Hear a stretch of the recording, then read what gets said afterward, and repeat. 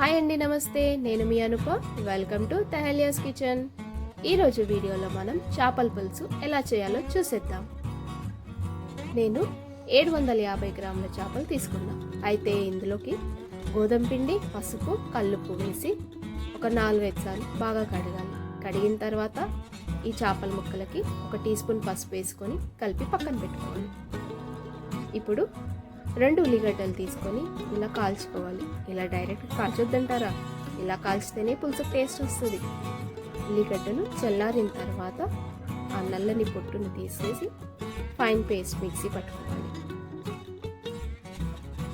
మసాలా కోసం 2 table spoon ధనియాలు, మెంతులు 1/2 టీ స్పూన్, జీలకర్ర 1 టీ స్పూన్, మిరియాలు 1/2 టీ స్పూన్. ఇవన్నీ ప్యాన్లో వేసి సిమ్లో పెట్టుకొని మంచి అరోమా వచ్చేంత వరకు డ్రై రోస్ట్ చేసుకోవాలి. ఇది చల్లారిన తర్వాత ఫైన్ పౌడర్ చేసుకొని పక్కన పెట్టుకోవాలి. ఇప్పుడు చింతపండు, చిన్న జాంపండు అంతా నానబెట్టి గుజ్జు తీసి పక్కన పెట్టుకోవాలి. అలాగే సగం మీడియం సైజ్ ఉల్లిగడ్డను సన్నగా కట్ చేసి పెట్టుకోవాలి. సగం అయితే చాలు. ఇప్పుడు ఇక స్టవ్ మీద ప్యాన్ పెట్టేసుకొని 2 టేబుల్ స్పూన్ నూనె వేసుకోవాలి. అయితే చేపల పులుసుకి మనకి ఎప్పుడైనా లోతు తక్కువ, వెడల్పు ఎక్కువ ఉన్నది గిన్నె తీసుకోవాలి. అప్పుడే మనకు ముక్కలు విరక్కుండా ఉంటాయి. నూనె వేడవగానే సన్నగా కట్ చేసి పెట్టుకున్న ఉల్లిగడ్డలు వేసుకోవాలి. ఉల్లిగడ్డలు వేగగానే అల్లం వెల్లుల్లి పేస్ట్ వేసుకొని పచ్చి వాసన పోయేంత వరకు ఫ్రై చేసుకోవాలి. 2 మినిట్స్ అలా వదిలేస్తే అల్లాన్ని పచ్చి వాసన పోతుంది. అయిపోయాక మనం పేస్ట్ చేసి పెట్టుకున్నాం కదా, అది వేసేయాలి. వేసేసి సిమ్లో పెట్టుకొని 2-3 మినిట్స్ అలా మగ్గనిస్తే అందులోని వాటర్ అంతా, ఆనియన్లో కొంచెం వాటర్ ఉంటుంది కదా, ఆ వాటర్ అంతా ఇంకిపోవాలి. ఇంకిపోయిన తర్వాత అప్పుడు మనకి ఆయిల్ అంతా పైకి తేలుతుంది. ఆయిల్ పైకి తేలిందంటే ఇంకా మనం అందులోకి కారం, ఉప్పు, పసుపు, మసాలా పౌడర్ చేసి పెట్టుకున్నాం కదా, ఆ మసాలా వేసి అన్నీ కలిసేలాగా కలుపుకోవాలి. సిమ్లోనే ఉండనివ్వాలి. అన్నీ కలిసేలాగా ఓసారి కలిపేసుకొని 2 మినిట్స్ వదిలేసేయాలి.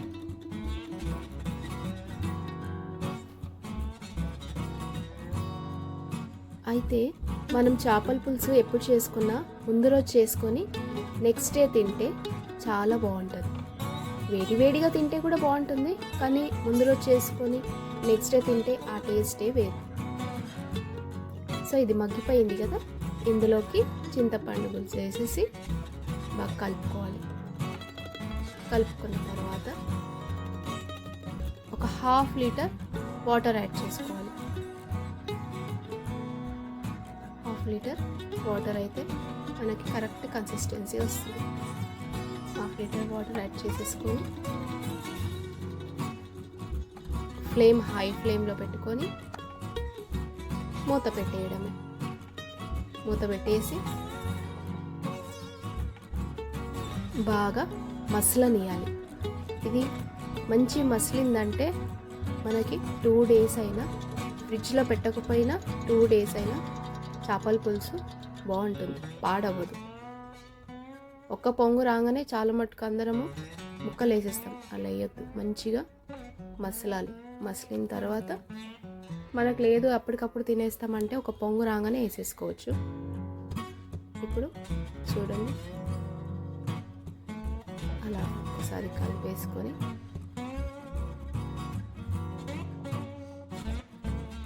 మనం కలిపి పెట్టుకున్న చేప ముక్కలు, అదే పసుపు కలిపి పెట్టుకున్నాం కదా, చేప ముక్కలు ఒక్కొక్కటిగా నిదానంగా వేసుకోవాలి.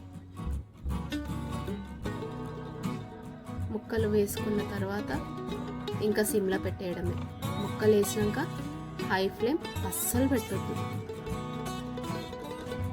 సిమ్లోనే ఒక 5 నిమిషాలు అలా పెట్టుకోవాలి. ఉప్పు కారం పులుసు అనేది ముక్కలకి పట్టేస్తుంది. కంపల్సరీగా ఒక 5 మినిట్స్ పెట్టుకోండి. ఇంకా మూత పెట్టేసుకుందాం. ఇది వేడి కంటే ఆ పూటకే వండుకున్నా చేసుకున్న 1 గంట తర్వాత తింటే ఆ రుచి వేరుంటుంది. సో మీరు ఎప్పుడైనా తినాలనుకుంటే ముందే వండుకొని చల్లగా అయినాక తిని చూడండి, ఆ టేస్ట్ చాలా బాగుంటుంది. సో ఇప్పుడు ఒకసారి మూత తీసి చూద్దామా. ఇప్పుడు ఇంకా ఎక్కువ కలపొద్దిగా, అట్లా ఒక్కసారి లైట్గా సైడ్ నుంచే అంతే ఇలా కలిపేసుకొని, కావాలంటే కడాయిని ఒకసారి ఇలా గిన్నెతోని ఇలా షేక్ చేసుకోవాలి. షేక్ చేసుకుంటే అయిపోయింది, అంతే. మీరు ట్రై చేస్తారా? ట్రై చేసి టేస్ట్ ఎలా ఉందో చెప్పండి. రండి కమెంట్ బాక్స్లో మాట్లాడుకుందాం.